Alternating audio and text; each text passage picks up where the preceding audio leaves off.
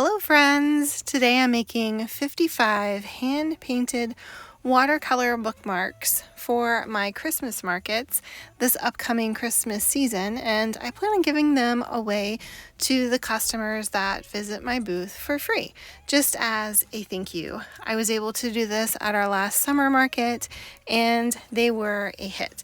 I did run out, so I made a few more. I made 55 this time instead of 50, so hopefully as many as want one will be able to get one.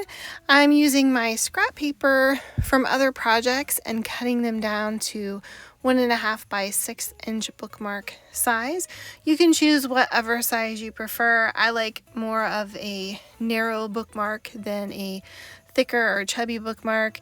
These are great for party favors, for giveaways, book club night, teacher gifts, or any other Christmas event that you have coming up. These would make great little giveaways to gift to your favorite people this coming Christmas season.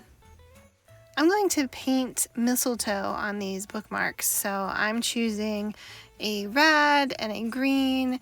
I grabbed a black but decided that I didn't need that for anything. Sometimes I like to use black to make my greens a little bit darker, so it was there if I wanted it, but I decided to go with bright sap green and brilliant red and didn't really use the black. I recently purchased a new set of tiny brushes or micro brushes to add to my brush collection. I've been in search of a couple of brushes to use for different things, and I actually ended up purchasing these off of Amazon. They're linked below. They are very reasonably priced, so if you're looking for smaller brushes for tiny details, I highly recommend these. I used 3 of these for today's project and they worked perfectly. I had one little bristle that was kind of going crazy and I clipped it off and it didn't end up being a problem at all. So I'm going to put some sap green down. I will mix that with a generous amount of water to get the consistency that I want for my mistletoe, and later I will add red for the berries. After mixing the water into my green to get a bright green pool of watercolor, I gently paint a line down the middle of my bookmark, about 1 inch or so from the top and about 2 inches from the bottom. Now feel free to practice this on scrap paper. If your hand is not very steady, practice until you feel comfortable. And again, this is organic art, so if it's a little wobbly, that's just fine. I like this leaf stroke that I'm using here. The stroke takes a little practice, so feel free to use scrap paper to practice that a few times also. I glide my brush downward, starting with the tip, and then press the brush down so that the fullness of the brush lays down a wider path of watercolor. You can see that here. And then I pull back towards the end to get that little tip stroke at the very tip there.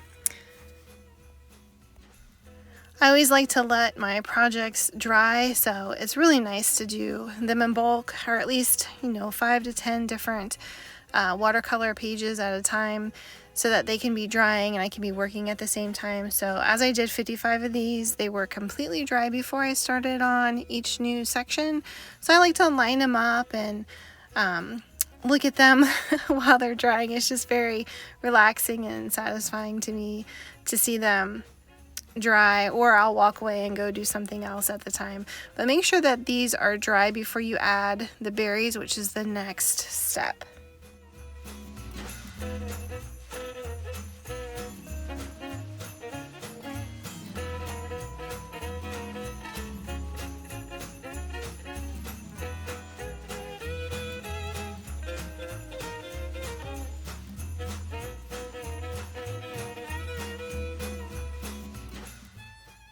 Now I'm adding the tiny red berries by painting small circles with white little specks that is actually unpainted paper.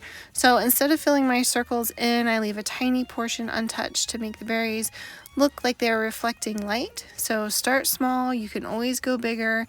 This takes a steady hand also, so feel free to practice this as many times as you like.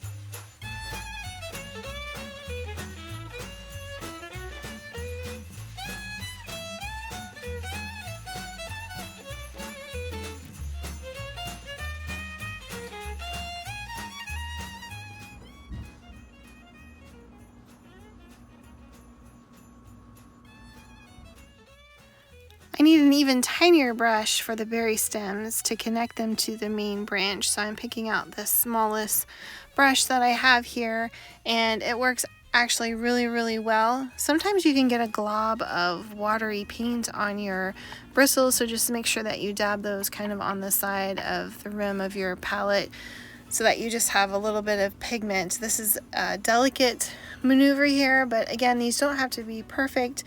We're just going for the impression of mistletoe. I'm not even sure mistletoe ever has red berries. I think maybe they're white. I'm actually not really sure. Again, impression.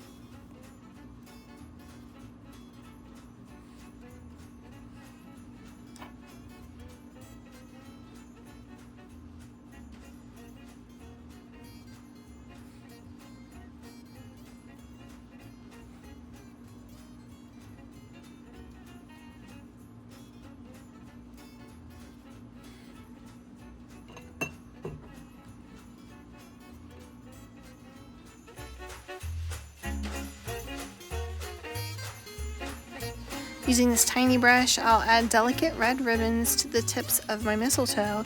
I like to make each loop separate and then draw down the ribbons. I am right-handed, so I like to do my right side loop, and then oftentimes I'll do the left after that. Sometimes I'll move the paper as needed to make this a little bit easier for myself.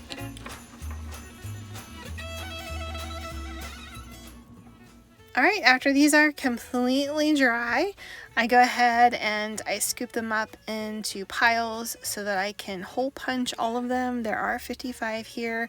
I actually love monotonous tasks, so hole punching each of these I find relaxing and satisfying, and hopefully you will too. It's so great to create, especially to make other people happy.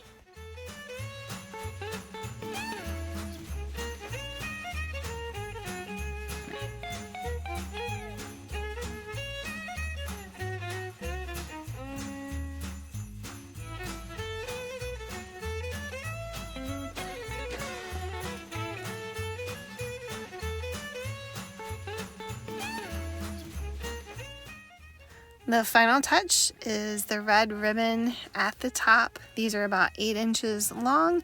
I just pull them through, knot them at the top close to the very top of my bookmark, and I cut each of the ribbon edges into an angle and set them aside because they're ready to share.